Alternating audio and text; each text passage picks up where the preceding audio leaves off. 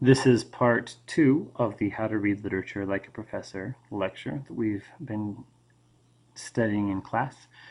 Let's start this part with a short story, and this is a short story presented by Thomas Foster himself in his book.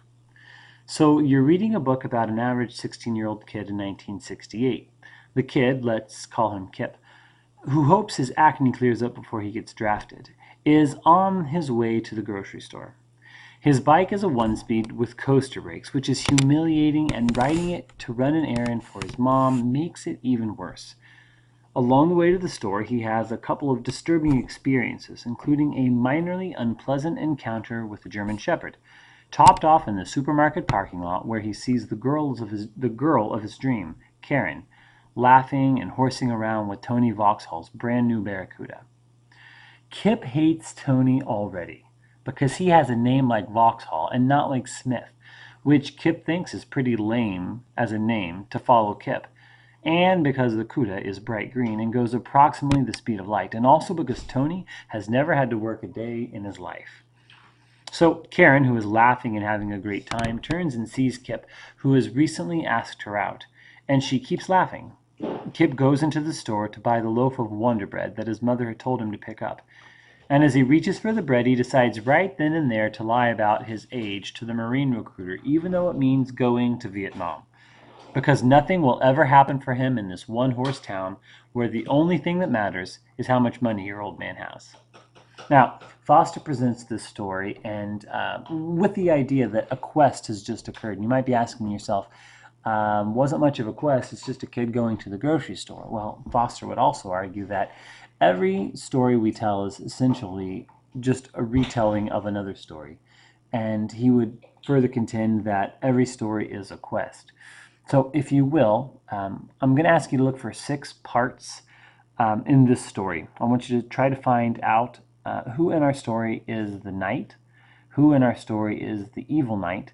There should be a dragon, a dangerous road, a princess, and a holy grail. So pause the video, look for those 6 parts, and we'll see in just a minute what you came up with.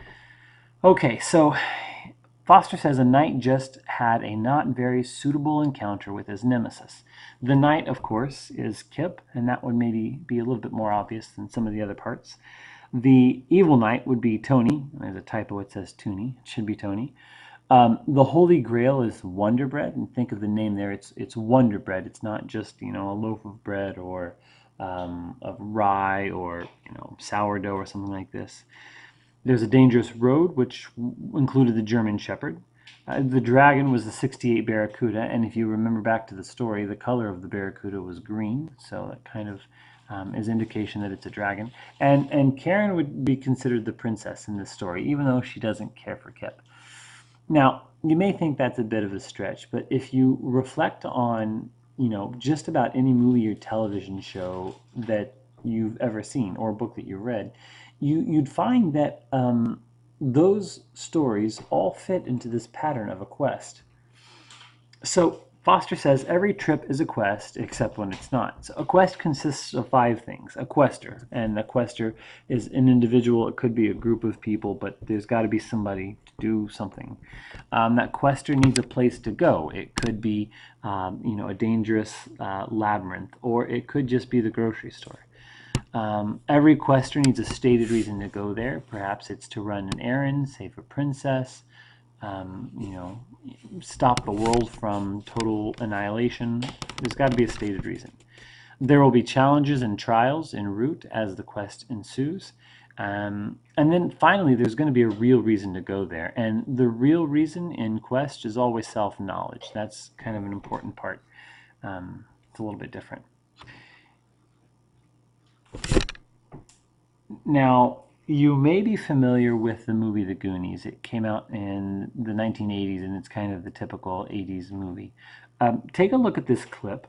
If you're not familiar with it, take a look at this clip and see if you can figure out those same parts that we just discussed.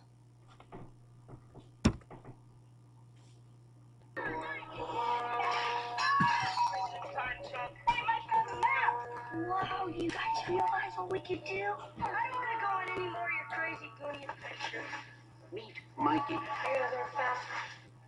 Fran, Andy, Shame, shame. Man, slipping the tongue. That's disgusting. No, I can't even look. Mouse, I gotcha. Get out behind me. You're ruining the paint. You're ruining my job. Stephanie, Data, Body bender. Guys, isn't that neat?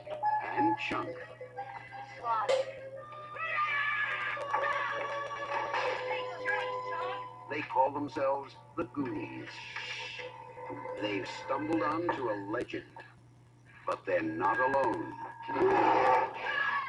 Chunk, I hope that was your stomach. No. That's the it. Sounds like Kong. Discover what they uncover. Rubies, emeralds, diamonds.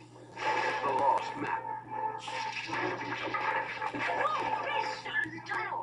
the secret caves, Hey, Mikey, you can hear me. Run! Run! They're coming after you. the hidden clues,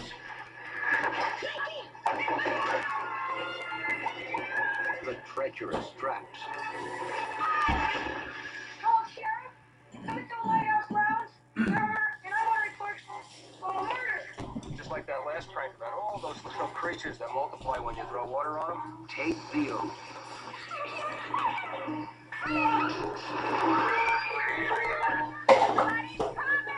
Join the adventure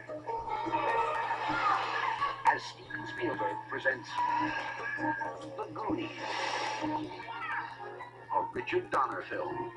Okay, you kind of get the idea there with the Goonies, that we have a quest. So if you were to kind of plug in those parts, you know, the quester, the stated reason to go, the real reason to go there, it might look something like this.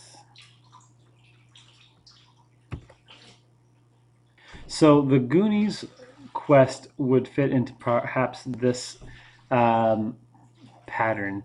Our questers are the Goonies, and it's a group of outcasts or misfits. And oftentimes the quester is kind of the outcast. It's the person who doesn't really belong. They need a place to go. So in this case, the Goonies are seeking the pirate ship of One-Eyed Willie. And the stated reason to go there is that they need to get the treasure so they can save their homes from being destroyed by some city planners who are, I don't know, building something there. There are trials and challenges along the way, and if you noticed in the clip, there were booby traps, there were these criminals, these convicts who were chasing them, and it was a dangerous road. And then the real reason why they go there, in the end of the movie, we realize that they're learning about friendship and accepting others and sticking together, and that these outcasts actually can make a difference in their world. So I would ask you if you could hit pause in just a minute to think about any movies or books or television shows that you've seen or read recently, and think of some examples of some quests. And when you get those done, you can either jot those down on paper or share it when you come back to class. So just pause for a minute and then come back to it. Okay, well, hopefully you were able to come up with a few quests. Some that come to mind right away would be the Lord of the Rings stories or Star Wars.